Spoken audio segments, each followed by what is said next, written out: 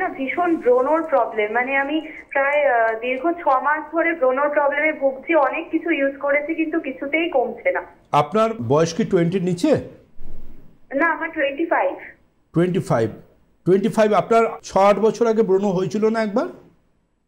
হ্যাঁ, আমার মানে এরকম মানে ভীষণ ব্রণর একটা টেন্ডেন্সি রয়েছে। 6-8 বছর আগে আপনার ভয়ঙ্কর রকম একটা ব্রণ হয়েছিল, বাট সেটা কমে গেলেও তার দাগগুলো রয়ে গেছে। এখন হঠাৎ করে আবার দেখছেন কয়েক মাস ধরে ব্রণর প্রাদুর্ভাবটা বাড়ছে। হ্যাঁ, এবং আমার আগস্ট মাসে আমার চিকেন পক্স হয়েছিল, তারপর থেকে আমার ব্রণর প্রবলেমটা বেড়েছে। আপনার পিরিয়ডের প্রথম দুটো দিন কি খুব ব্যথা হয়, পেন হয়? হ্যাঁ হ্যাঁ ডাক্তার। আপনি একটা আলট্রাসোনোগ্রাফি করবেন লোয়ার অ্যাবডোমেনের, সেই রিপোর্টটা আমি দেখব।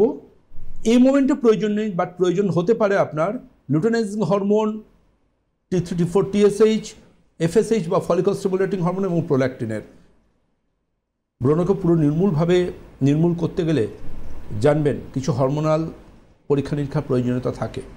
যাই হোক, আপনি এক্সপার্ট টিমের সাথে কমিউনিকেট করুন, লোয়ার অ্যাবডোমেনে একটা আলট্রাসোনোগ্রাফি করবেন।